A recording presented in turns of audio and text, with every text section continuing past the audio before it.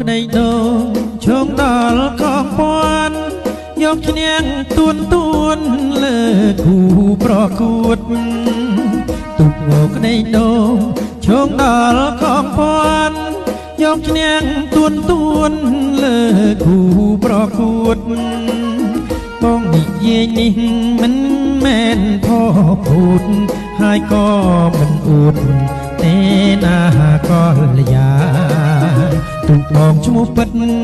អូមិតដឹងទេបងប្រាប់មៀមេស្ដាប់បងឲ្យបានទុកបងឈ្មោះពិតអូមិតដឹងទេបងប្រាប់មៀមេស្ដាប់បងឲ្យបានឈ្មោះដួងសូរិយាបុកផាទាំងសែនអូនគុំច្រណែនឈ្មោះទូកផងអីឈ្មោះដួងសូរិយាជីវ៉ាដឹងទេតំណាងអ្វីដែរណាស្រងពិសេសឈ្មោះដួងសូរិយាជីវ៉ាដឹងទេតំណាងអ្វីដែរណាស្រងពិសេសតំណាងឲ្យវត្តណាស្រងចរណៃក្តីដងសពថ្ងៃណាពើនួនល្អ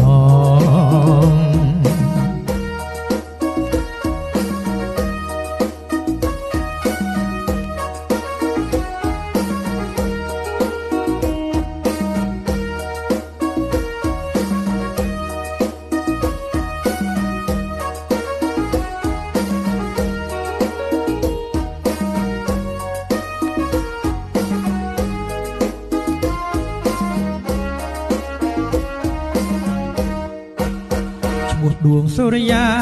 ជីវ៉ាដឹងទេតំណាងអ្វីដែរណាស្រងពិសេសឈ្មោះដួងសូរិយាជីវ៉ាដឹងទេតំណាងអ្វីដែរណាស្រងពិសេសតំណាងឲ្យវត្តណាស្រងចរណៃដីដងសពថ្ងៃណាពើនួនល្អឯពាក្យបុប្ផាហើយនឹងទាំងសែនពាក្យនេះបត់បែនខ្លឹមសារនៃផងឯពាក្យបុប្ផាហើយនឹងទាំងសែនពាក្យនេះបត់បែនខ្លឹមសារនៃផងបុប្ផាគឺអូនស្ទឹងសែនគឺបងត្រជាក់កន្លងសុខសានមនោរមទូកយើងឈ្នះហើយបើឲ្យសាទរទទួលអំណរព្រះតេជគុណទូកយើងឈ្នះហើយបើឲ្យសាទរទទួលអំណរ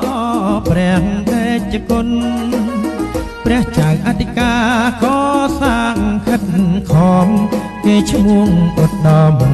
នាមចោសុខ